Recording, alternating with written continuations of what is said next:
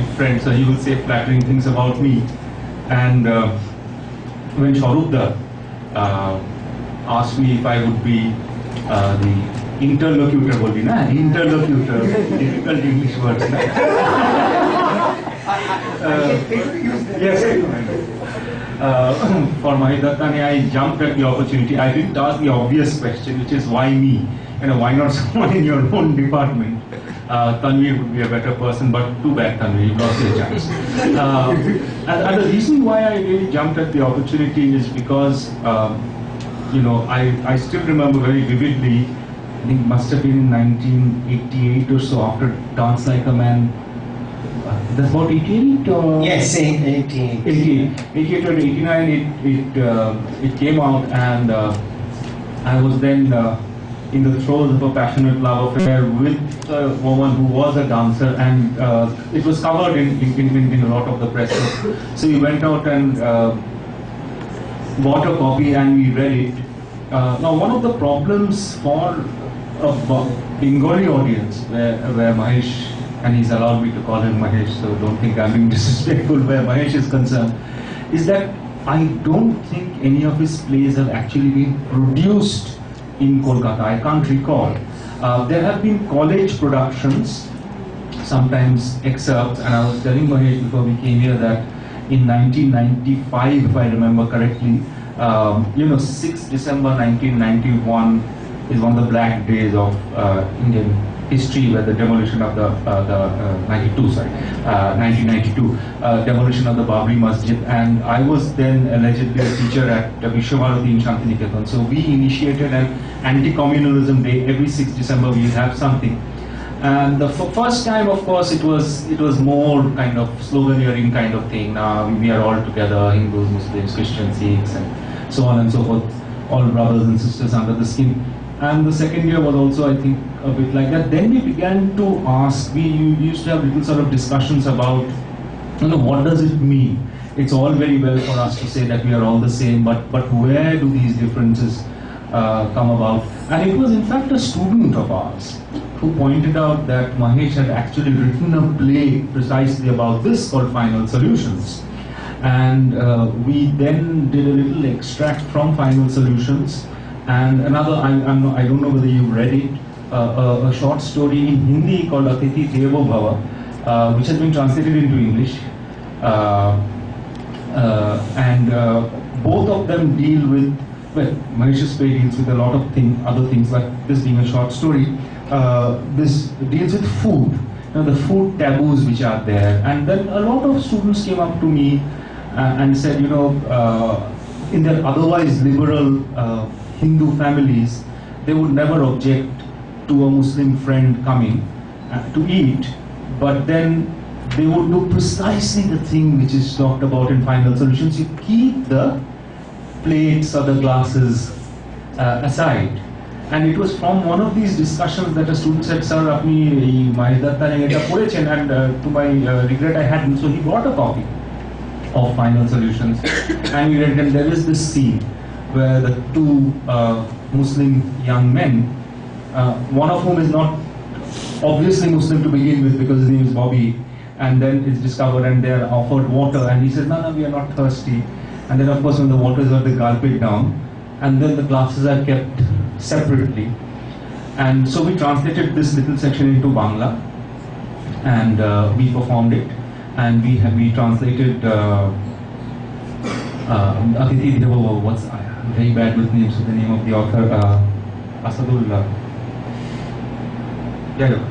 We translated that short story, which is about a Muslim teacher of Sanskrit who goes in search of his student who's a Hindu Brahmin, and he's not there, so he's waiting, and the wife and the sister-in-law are there, and they gradually discover that he's Muslim, and offerings of food and so on. It's very subtle, very low-key, and we did the Bangla Anuvad, the translation of that, and I think I've read most of Mahesh's plays.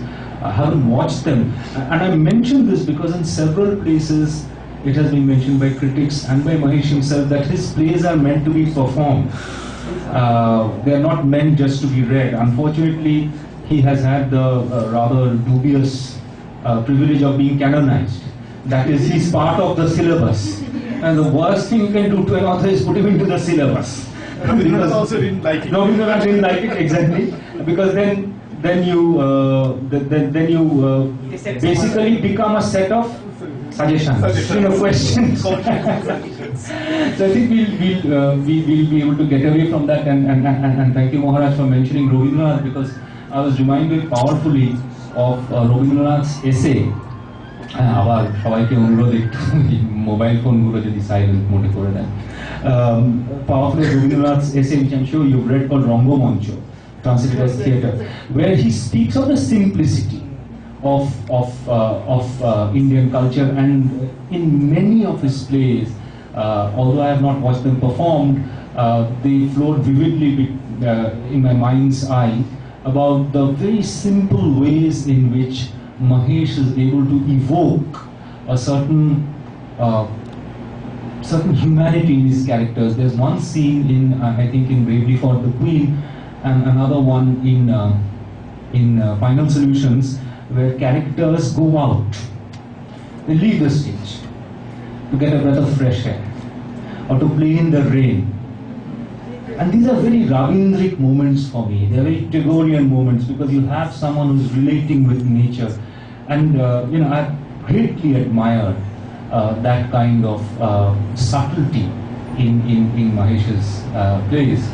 Although Mahesh tells us, and indeed in this book, he describes the fact that he got interested in playwriting or in plays in theatre as a 9-year-old, when he saw a most unsubtle Gujarati play in Bangalore, which had a scene where the woman actress was being sort of playing around with a gun and so on and so forth. At the end of the first act, just points it at a member of the audience and pulls the trigger, and a member of the audience falls down dead. So Mahesh, let's begin with that. What piqued your interest in theatre?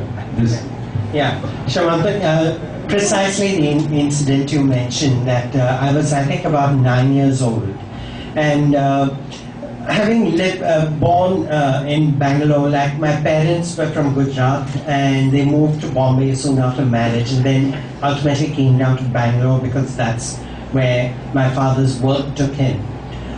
For us, the big event was a Gujarati play coming to Bangalore, not because we were so involved in theatre, but because it was a way of connecting with the community. Because language is a very big connecting force.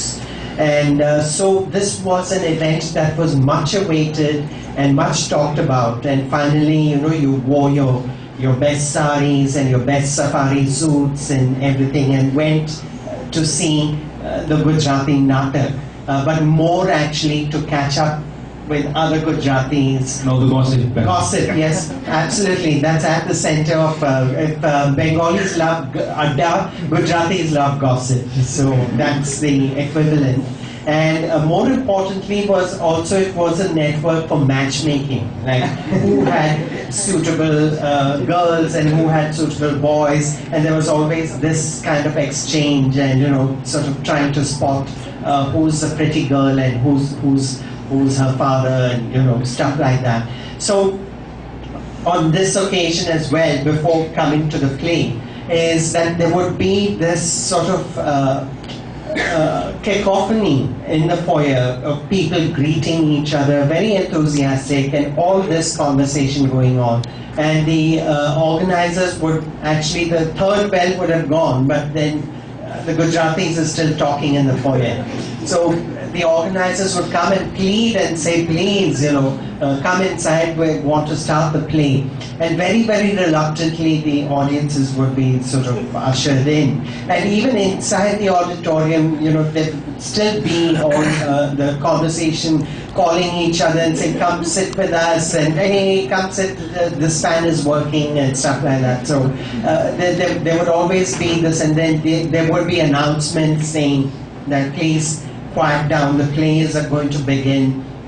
And there would be 4 or 5 children crying, so another announcement saying, please take the crying infants out of it. Like the kind of announcements we have about mobile phones now. Earlier it used to be about crying babies. You know, there was always that thing that please, we request you, if your baby cries, to take the baby out. You know, I think a mobile phone you can shut it off, but a baby, I don't think you can do that. Right? So again, it was very much this kind of atmosphere. And then the play began. And very soon, this particular play which I saw had the usual kind of thing that interests most Gujaratis. I hope I'm the only Gujarati in this auditorium now.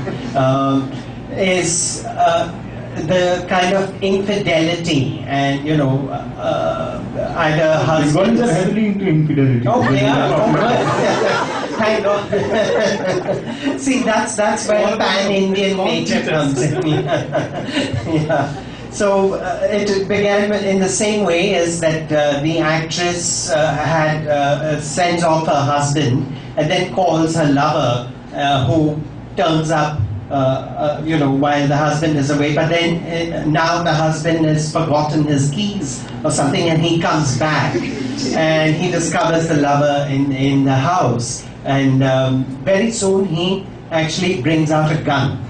And you know, all of us know that there is going to be something, the gun is going to go off, because otherwise why bring out a gun? And the gun is passed around, and there's this moment of tension when who's going to kill whom. And then when the actress gets the gun, she takes the gun and points it, like you said, you know, at a member of the audience, the chief guest actually, and bang, you know, and this chief guest does all this, ow, and there's all this commotion, and then he's carried out of the auditorium, and it's intimate.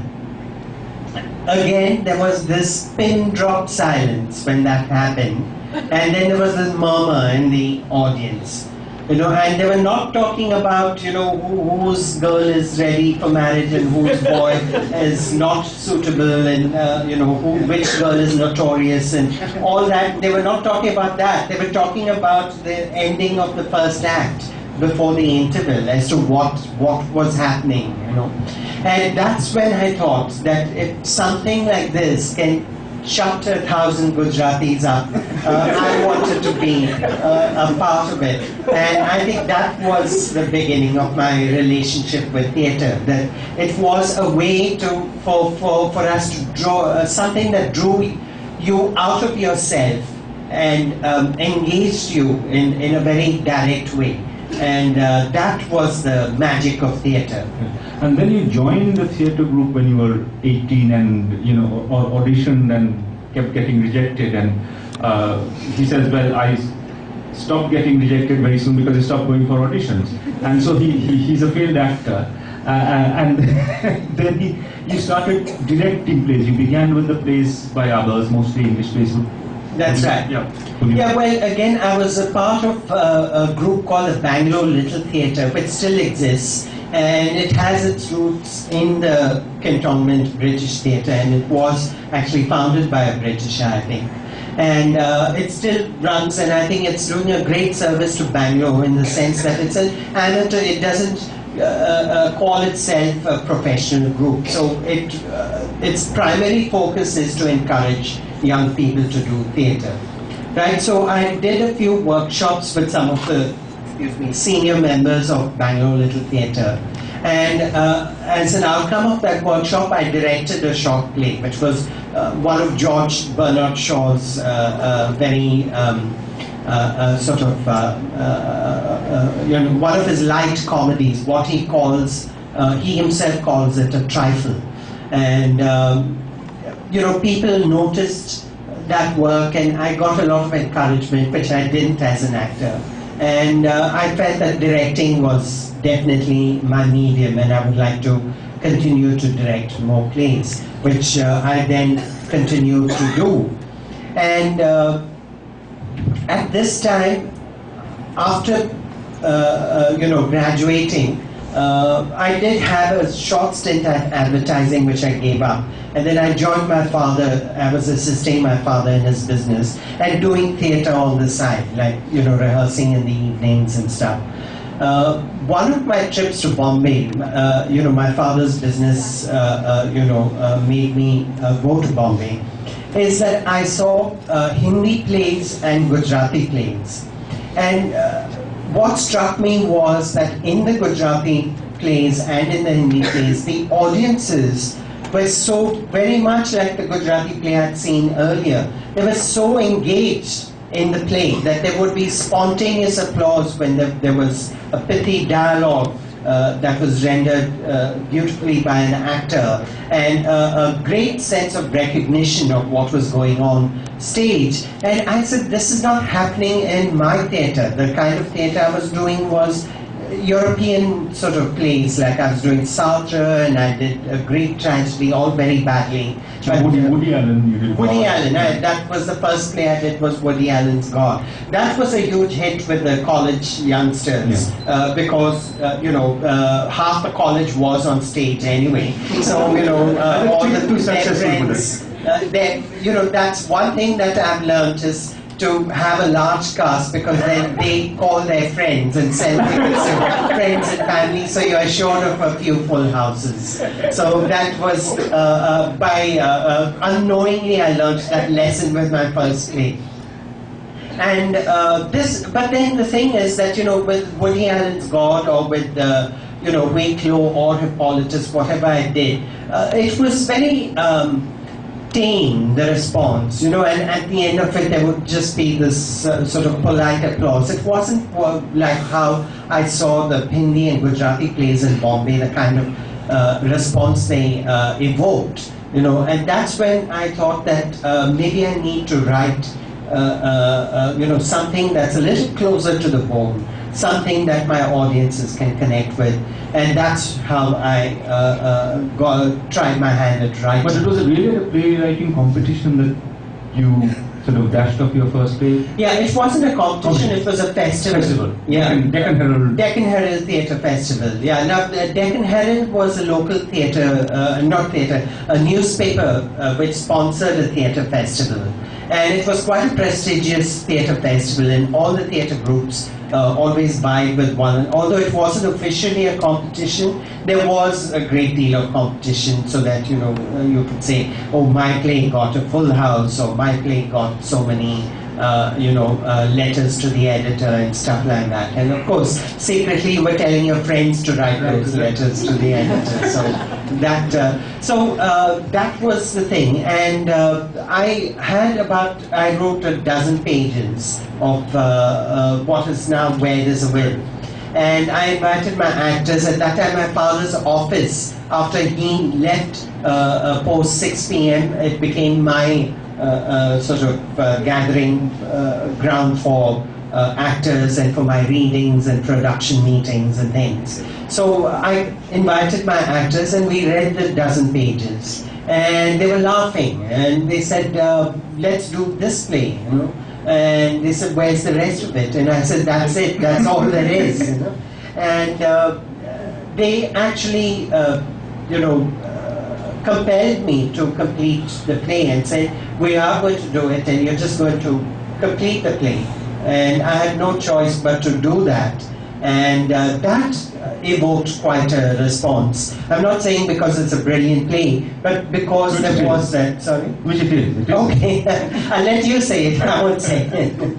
Is that it was a point of identity. People could say that that's my father on stage, or that's me on stage, or that's exactly the way my husband talks, you know, when he doesn't get his dinner on time and stuff like that. So that evoked a laughter of identity, which was the biggest high at that point.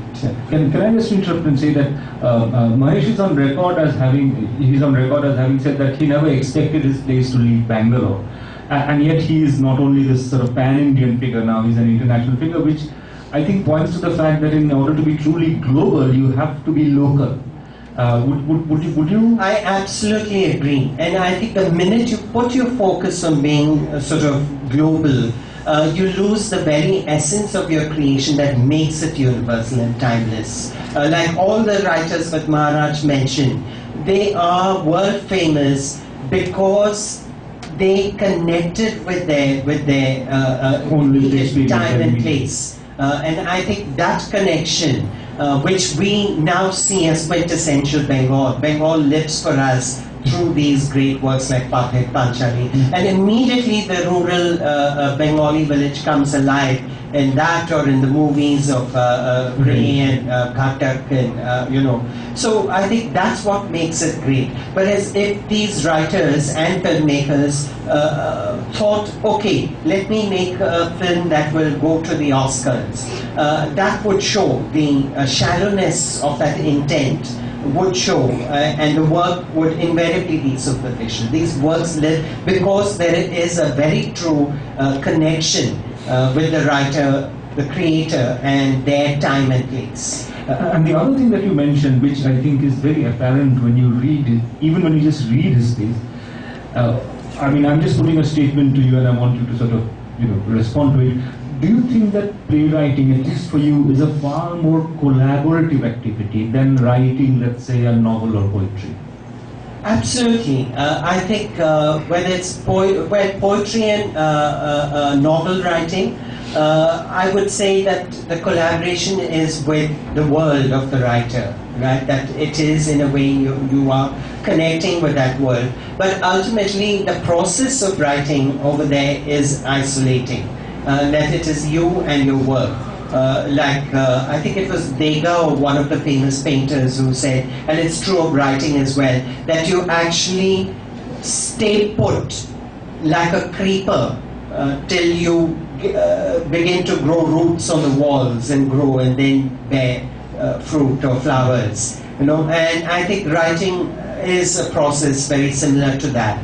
But this is the magic of writing a play, is that it is at one moment it is isolating, but at the next you're thrown right in the middle of creative foment. You know, directors and actors, and they're all very charged and creative people, and they're looking at your work from very, very different perspectives. And so it's in a way you're sort of looking at your work in three dimensions. Perhaps you only assumed the third dimension, but it's the actors and directors. So for yourself, you've written, I think, about 30 plays by now, roughly, including the radio plays? Yeah, I think so. I've counted. Yeah. So do you sort of write a play first and then give it to your players and director, or sometimes you're the director yourself? In fact, early on you used to insist on directing the first. Yeah.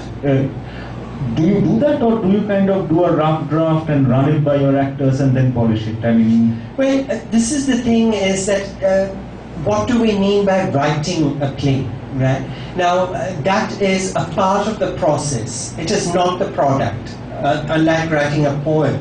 You write the poem, of course there's still a process, because I believe that all good writing is in the rewriting. But ultimately you have a finished poem, which then gets published and read out, and novels get published and studied and read and things. Whereas a play, writing a play is, I think, one part of the creation. It is a major part of the creation, I agree, and it is the origin. So in that sense, that's like the mother. You know, the mother is the one who creates and probably gives birth.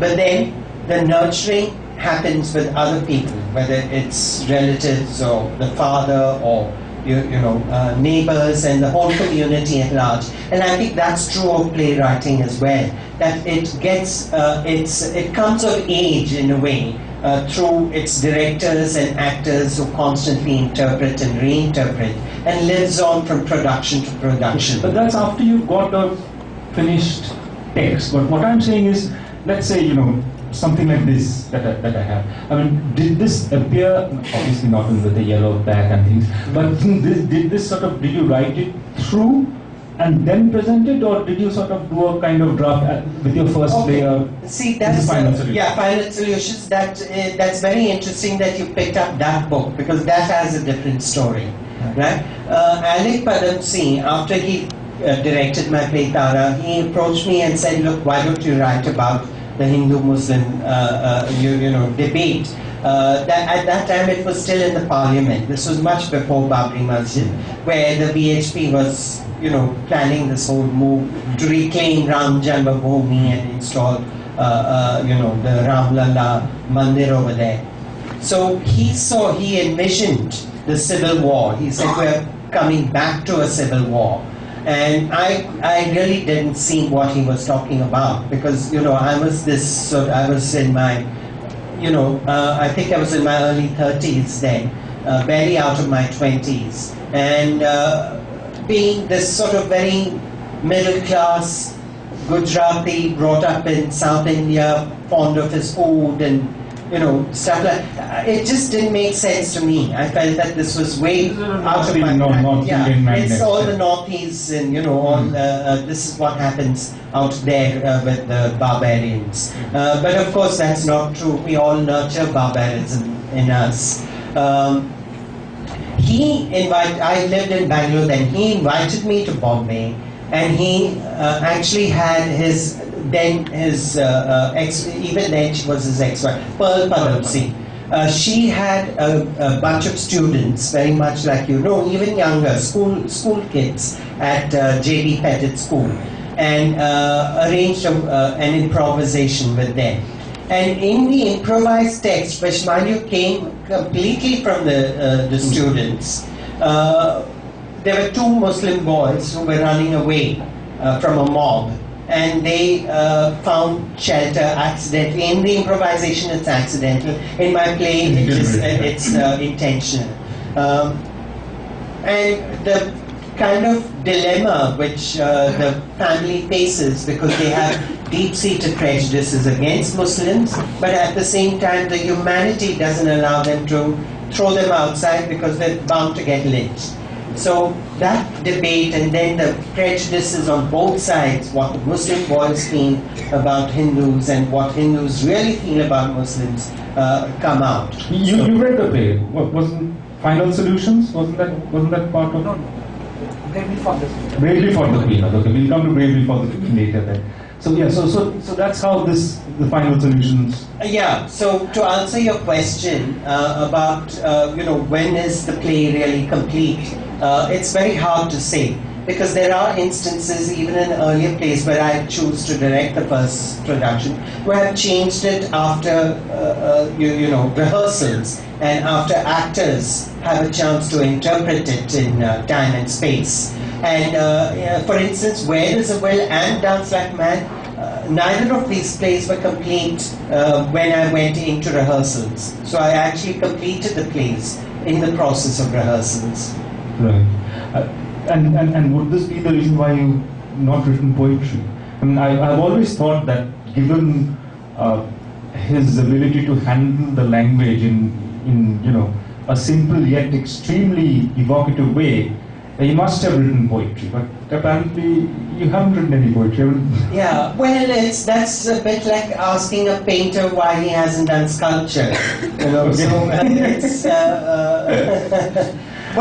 No, but coming to your thing about poetry and facility with language, I think they're both so different in craft that it's not really about what one can do, it's what one wants to do. I mean, tomorrow I may want to run the marathon, and then I will have to work really hard at doing it if I want to still run it and still stay alive. So it's I guess a question where you need to do something. What I was getting at is that there are sections in your plays. I can immediately think of 5 or 6.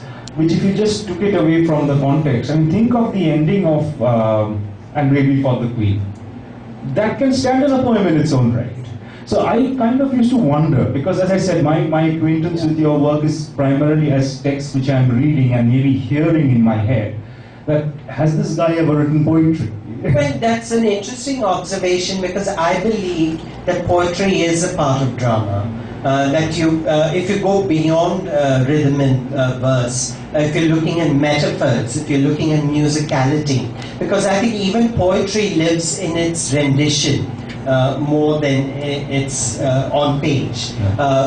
Poets write for the sounds of the words. That's why you have onomatopoeia being used so often in poetry and illustrations. And even the rhyme form is because when it is rendered, it has its musicality then. So in that sense, I would say that poetry is definitely a part of drama. And you're right in pointing out that especially cadences in my plays, whether it's Bravely for the Queen or even Dance Like a Man, they do tend to have a poetry in them. If you look at the rhythm of the sentences, like in Dance Like a Man, he says, "I died and you followed." The lines following one after the other. It's good that you mentioned Dance Like a Man, because this brings me to, if there's one thing which I sort of take slight exception to the two introductory speeches, is this constant labeling of Mahesh as an Indian writer in English, or Indian English writing. I understand the reason for that, because if I were to write in Bangla, I would simply be called a Bengali writer. Of course, we tend to forget that there are languages other than English which are also used elsewhere. Right now in my university, Jabalpur, there are at least 2 or 3 students who are working on Indian Nepali literature, because you have to define it by saying this is not Nepali literature. And in the Bangla department, where I also take classes of Jabalpur University, we have Bangladeshi Sahitya, and we have Bangla Sahitya, Abhibhakta Bangla Sahitya, and then we have Paschim Banger Bangla Sahitya, or Bharater Bangla Sahitya. So Indian Bengali literature. Of course, we don't use these terms when saying Indian Bengali literature. Perhaps we should. Punjabi is another language. There's huge body of work in Pakistan being produced in Punjabi, and you've got substantial body of work being produced here. So maybe it's kind of we should train ourselves to say Indian Bengali literature, Indian Nepali literature, Indian Punjabi literature, but we tend to speak of an Indian English literature, and that has to do with the fact that English doesn't actually have a region in which it is used. Bengalis exist in one region largely, Gujaratis in another, and so on and so forth. So I will not ask the obvious question of why English, because he's answered it. Famously, he was asked once, why don't you write in your own language? And he had a 2-word answer: I do. And I think for many of us, including some of you in the room, English is our first language, even if it may not be our mother tongue. So that's not what I'm talking about. What I'm saying is that the Indian part of it is, for me, takes on very great significance, because there are very typical Indian elements in Mahesh's work, of which I can identify 3 very easily. One is music. I don't think you've ever used rock and roll or Western music in any of your plays. I have used it in Tara. Yes. But it's classical music that you use here. But so many of his plays refer to Thumri, ghazals, Indian classical music, and so on and so forth. So that's part of this sort of Indian heritage, which is very obviously there. And the second, of course, is dance. So would you care to talk a little bit about how these other art forms came to shape your playwriting? Yeah, it's quite simple. Is the fact that I did study dance for 6 years. And when you were in your 20s, which is... Yeah, that's right. Which was a little old. That's why I never sort of cut the grade as a dancer, because learning dance taught me a great deal. It didn't make me a dancer. You still dance? No. This was in my 20s. I stopped very much in my. But what did it tell you? Teach you? Tell you what? Is that's the rootedness which I was looking for. That I think religion is a very strong way of rooting oneself. But I think even looking at classical forms is another way that you can. Fortunately, I'm privileged enough to live in a time where I don't have to belong to a certain caste to learn Sanskrit or classical forms or whatever. To me, I think my rootedness came from learning Bharatanatyam. and understanding aspects of the Natya Shastra. And of course, I was very privileged to have one of the most famous guru couple teaching me dance. And they had students like Sonal Mansingh, Leela Sampson, all of them at one point or another, Indrani Rahman, they all learned from them. So that's where I learned about the Navarasa Bhava and the rhythmic patterns and spatial temporal relations and things. Because at that time English, and it still is, very much a kind of, it's very anemic. In the sense, it doesn't have any a poor photocopy of Western. Exactly, yeah, and its origins are in cantonment British theatre, which is not as rooted as Sanskrit drama or Kathakali or Kuriyattam or Odissi or whatever.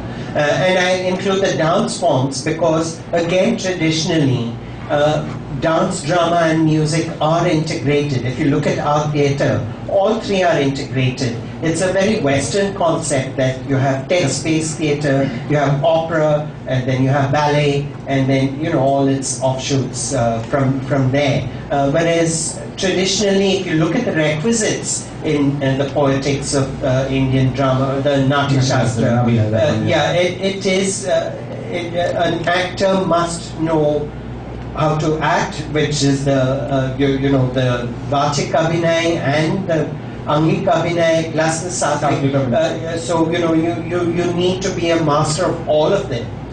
So in that sense, that's something I've gained from my training in Bharatanatyam.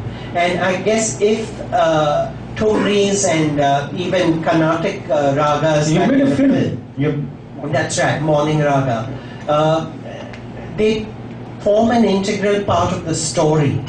I may not use them in the same way traditional theatre uses, or traditional storytelling forms use them, but they're part of my story. Like a Bravery for the Queen, her allusions to Naina Devi and the Tumri and the fact that she was a queen who chose to be amongst the Tawaids simply for the love of music. It says something about who Dolly is, that somewhere she would not like to be this housewife. She would love to be out there singing and things like that. So it is very much a part of the story. So you're right in observing that music and dance, as in Dance Like a Man, does play. And even in Bravery for the Queen, dance is important because it's through the dance of Daksha, the distortion of that she can finally confront the man who caused that destruction, and he cannot see it. Now that's why I also Alka's dance when she goes out. That's right, dancing in the rain. Yes, that is also an expression of her sensuality. The touch of the water on her, and the sun and muddied, and Yes, that's right, and the slur and whatnot. So in that sense, dance and music play a very, very important part of my storytelling. I mentioned three things, if you notice it. One was dance, one was music. The third, Tanveer has already mentioned, which is the family. And for Mahesh, the family is never just husband, wife, children. There's always cousins and brothers and sort of mothers-in-law who are staying in the house and so on and so forth. Which again I think is a very Indian, South Asian, maybe African thing to do. Certainly no longer as strongly prevalent in what we tend to think of as the West, which is not Nigeria, which is also to our West, but Western Europe and North America, and maybe I think a bit of Japan by default. Was this, did this ever come in the way of your international reception? The fact that you had these large families and places like Bar and so on. Not at all. In fact, I think it helped, because when people, like if we see a Nigerian play, for instance, we're looking for the Nigerian-ness in the play, right? Right. We don't want a Nigerian play where it's two people on stage talking like us, Yeah. because that's too, Obviously global and therefore easy. there's no culture, there's no sort of real rootedness to that. And I think, well, I don't even see that as a question to think about, because obviously if I'm writing about my time and place, the family is the smallest unit, because that is the conflict in most of my plays, is the